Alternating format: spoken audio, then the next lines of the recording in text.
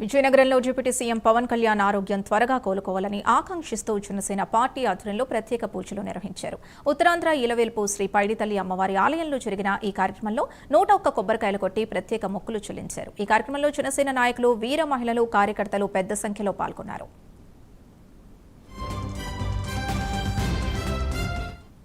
ముఖ్యమంత్రి పవన్ కళ్యాణ్ గారి ఆరోగ్యం బాగోవాలనేసి మన జన సైనికులు ఇంకా వీర మహిళలు మేము అందరం కలిసి పైడితల్లి అమ్మవారి గుడికి వచ్చి ఆయన గురించి ప్రత్యేక పూజలు చేయించి కొబ్బరికాయలు కొట్టి ఆయన సేఫ్ గా తిరిగి రావాలి అని చెప్పేసి మేము అందరం కోరుకుంటున్నాము.